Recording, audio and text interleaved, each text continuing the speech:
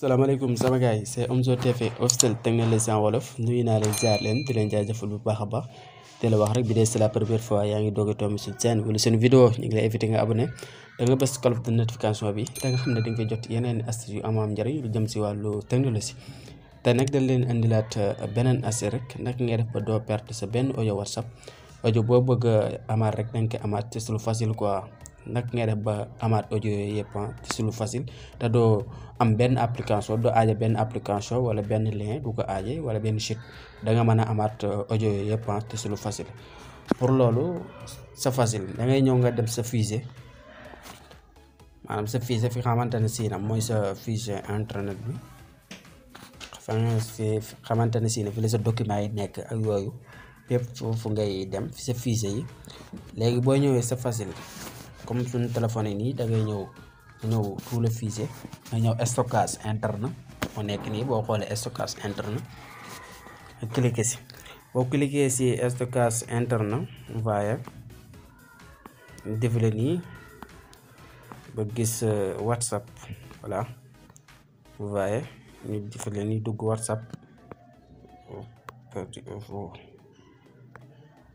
duggaat si tout le fichier bi.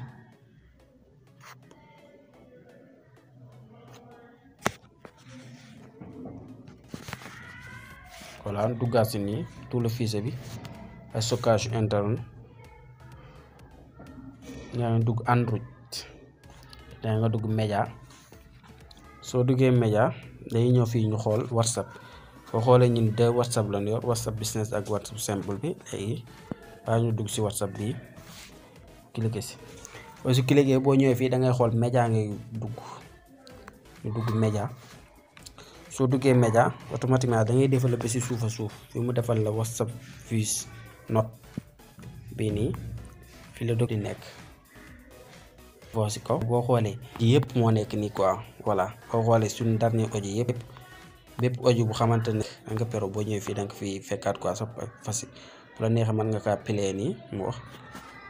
mais audio yi la ñuy bañ a play quoi na dafa am audio xam ne c'est privé quoi. léegi suñu WhatsApp simple moo nekk ni ñu duggaat si ba tey ñu dem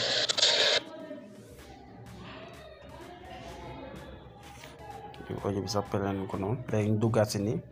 ñu dem suñu beneen WhatsApp bi tamit ñu Android def média ñu dugg suñu beneen WhatsApp bi WhatsApp business bi ñu dugg média encore ñëw ba tey moo nekk nii si suuf toujours mooy fi quoi cliquer si boo xoolee yëpp daanaka yëpp ay audio la quoi boo xoolee bis mooy audio yi nga mujj a jot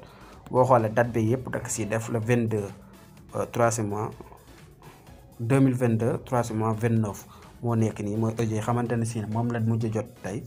waaye souvent audio yëpp lay globaliser andi ko fii boo ñëwee gis nga voilà audio yi wàcc suñu WhatsApp bi yëpp tout ci journée tey boo ñëwee fii donc audio yëpp tout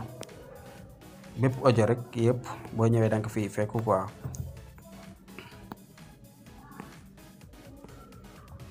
média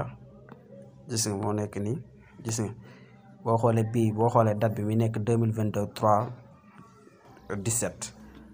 te instant bi gis nga tey le 29 boobu audio boobu lan mujj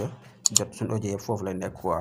voilà yow mi bëgg bañ benn audio rëcc la rek boo ñëwee fii sa fichier incha allah dañ fi fekkaat su audio yëpp voilà j'espère que ne gars yi astuce bi leer na te wax ngeen wéy di abonné te partagé